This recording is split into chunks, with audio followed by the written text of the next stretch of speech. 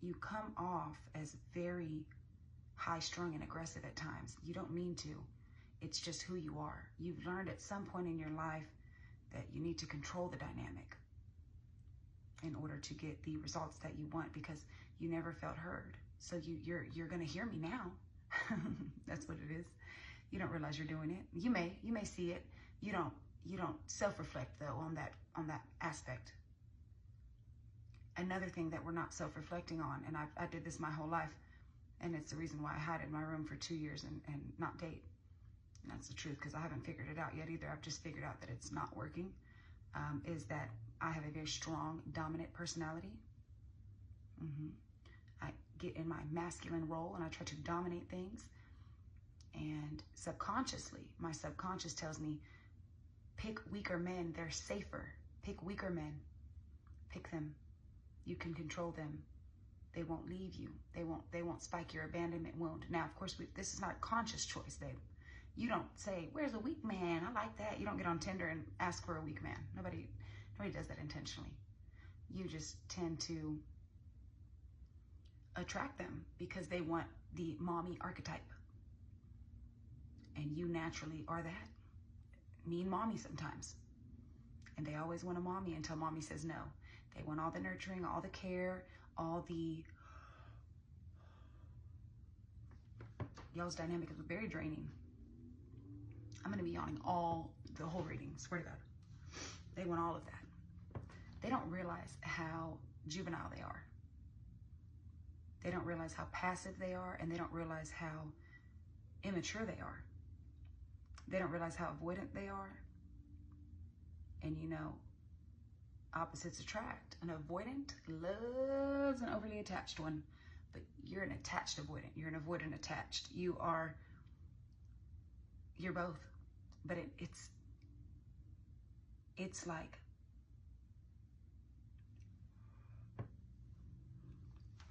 this is crazy, this yawning.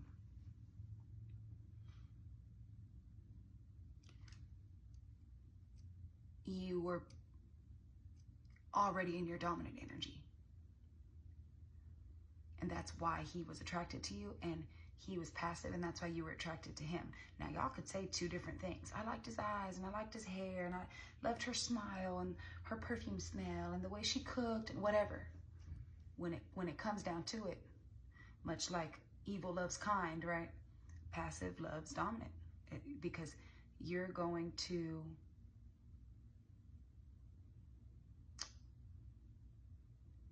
kind of carry the emotional weight and drain yourself and yawn 50 times during a reading while they don't have to. They don't realize they're doing that because they've never done anything else. They probably had a mom do all those things for them. His case may be different.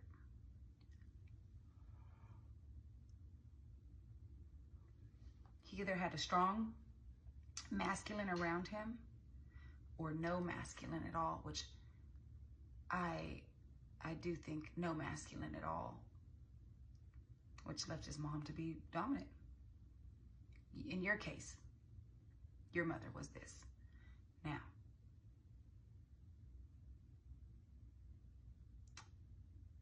there was something where you were like a parentified child, but she was still very dominant. So she still called the shots, but she was overly mature, but also... This is insane. This is insane. I have not yawned one time this whole night. Wow.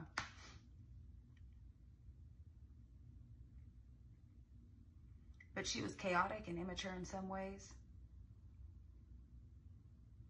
And you had to kind of step in as the mature one. Right. Control it.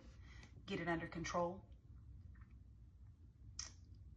So it maybe led you to... Something tells me she was very worried about appearances, but you were too, but in the ways that she wasn't, you were, and vice versa. There's something there where it's not the exact same, but you mirror back what she isn't and also what she is. You absorbed some of her traits and some not. And I'll tell you, the movie that I'm picturing with this is Anywhere But Here. And I had to remind myself the storyline of that one because I haven't seen that in forever. Ironically, my mom showed me that movie, but I've forgotten about that movie. I mean, that movie came out in '99, and I know that because I just researched it, but it's with Susan Sarandon and Natalie Portman, I think, and it's a mom and a daughter. The mom is big on appearances. She's very vain, but also kind of just a little reckless and very volatile. And the daughter is very mature, but also very hard-headed and volatile. And they kind of just bump heads throughout the whole movie. I don't really remember the entire storyline. I just kind of downloaded what I could and just sort of looked up what I could to get the overall gist of it. But that's what I saw. And Spirit would not serve me a memory from 1999 if it didn't mean something. So that means something. I think that's you and your mom. And if I'm being honest, it's me and my mom. And if I'm being super honest, it's me and my daughter too. It's weird how I'm inserting this into your reading, but Spirit is saying, you too, Brooke.